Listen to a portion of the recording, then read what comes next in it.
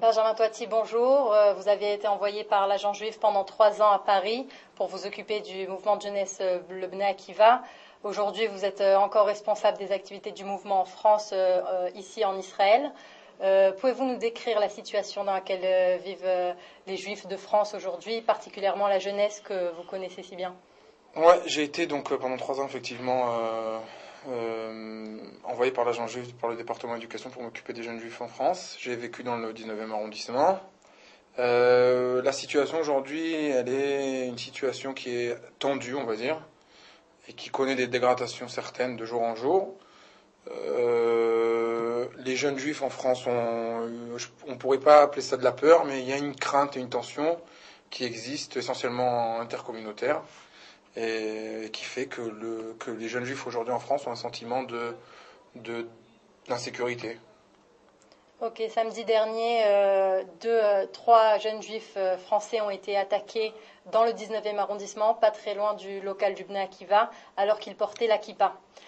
Nous avons réussi à parler avec Thierry Nabé, qui est le père d'un de ces jeunes. Nous allons écouter ses propos. Dan, Kevin et David, ils sortaient, comme tous les Shabbats après-midi, ils sortaient pour se rendre chez David qui habite au Petit, là où s'est passée l'agression, et on leur a jeté des pierres du trottoir d'en face.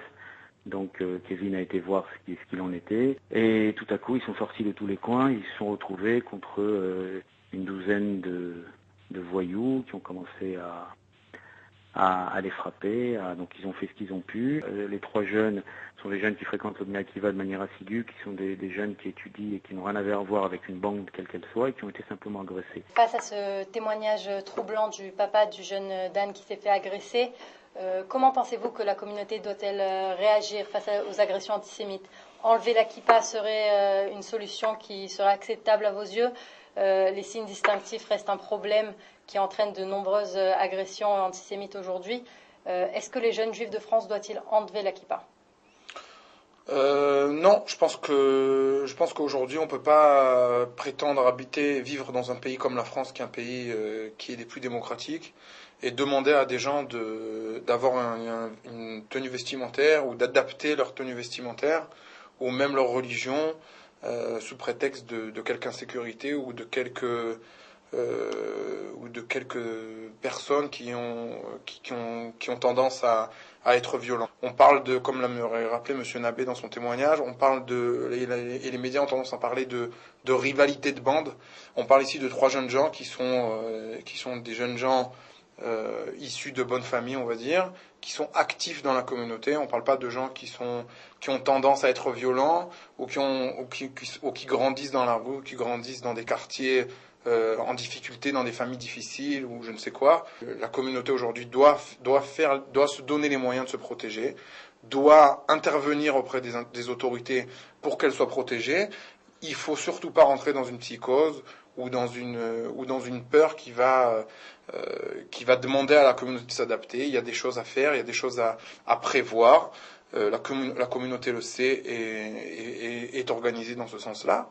Elle doit aussi intervenir auprès des autorités pour qu'elle soit protégée au maximum. En parlant des autorités, nous avons parlé à la conseillère de presse à l'ambassade française ici en Israël. Nous allons entendre maintenant sa réaction. Bon, les autorités françaises sont pleinement déterminées à tout mettre en œuvre pour lutter contre le fléau de l'antisémitisme. Nous avons, depuis 2002, vous vous en souvenez, nous avions été confrontés à une recrudescence des actes antisémites. Nous avons beaucoup travaillé pour combattre et enrayer l'accroissement des actes antisémites commis sur le territoire français. Mais évidemment, il faut continuer à lutter contre chaque acte et au-delà des statistiques, contre la banalisation du discours antisémite. Et je réitère à ce propos l'engagement sans faille des plus hautes autorités de l'État aujourd'hui. Que pensez-vous de cette réaction? Est-ce que vous pensez que les efforts faits par les autorités françaises sont suffisants ou bien il y a encore de nombreuses choses à faire? Non, je pense qu'il est évident qu'il y a encore énormément de choses à faire. On a passé peut-être une étape qui fait qu'on n'est plus à la simple insulte antisémite ou à la petite tape ou à la petite claque, on va dire, anti-juive. Aujourd'hui, on est passé à une étape supérieure et les autorités doivent s'en rendre compte et faire le nécessaire pour que ça se reproduise plus, d'autant plus que le 19e est un quartier où vivent énormément de juifs, et ce quartier nécessite peut-être un peu plus de sécurité et de protection, un peu plus de